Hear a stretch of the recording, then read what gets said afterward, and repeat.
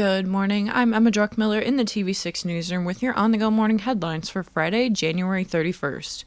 We bring you a longer update to a case we've been following since the beginning. Rock Island Police Chief Timothy McLeod says the abduction of 4-year-old Blessing Aochi from Rock Island was an intentional deception. She was in her home the entire time.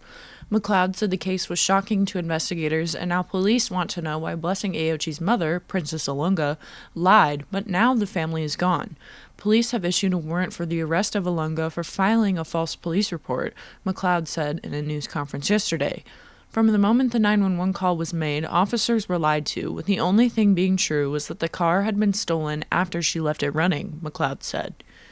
McLeod said that when Olunga called 911 to report her vehicle stolen, she told the dispatcher 6 times that her daughter was in the car. She made every effort to hide the girl from us, he said. At first, she didn't even want police to search her home. When police were questioning the family in the home, Olunga claimed that Blessing, who was in the room, was a different daughter named Baraka.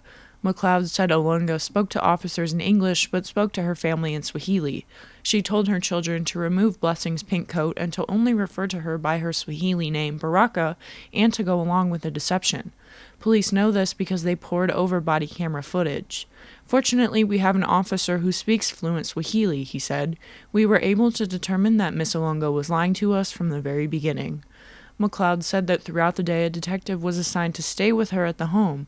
When the detective ran back to the station about 9 hours later, Olunga seized the chance to put Blessing in her pink coat and took her out to the alley where she was found by 2 women. We have tried to understand why she would invent this story, but when confronted with all the information, the family stopped cooperating with the investigation, McLeod said.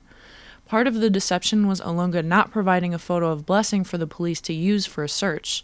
Miss Olunga actually pointed to Baraka and said that Blessing looks just like her sister. Additionally, Miss Olunga advised officers not to speak with the daughter that she referred to as Baraka because she was too young and did not speak very well, McLeod said. On January 16th, around 6 a.m. in the 1300 block of 14.5 Street, 4-year-old Blessing was put into her mother's vehicle while her mother ran inside to get her other children, police said. Within moments, the car was stolen, and Olunga told police Blessing was inside. According to police, Olunga reiterated 6 times in the initial report that Blessing was in the car. To divert resources to finding Blessing, law enforcement could not answer other 911 calls, McLeod said. Nearly 9 hours after Blessing was reported missing and an Amber Alert was sent out, she was found safe in an alley at her home around 2:53 p.m. McLeod said that police were immediately suspicious when Blessing was not in distress and she was warm. Through the investigation, police learned Blessing was inside her home for the entire duration of the search. Police said Blessing was never missing.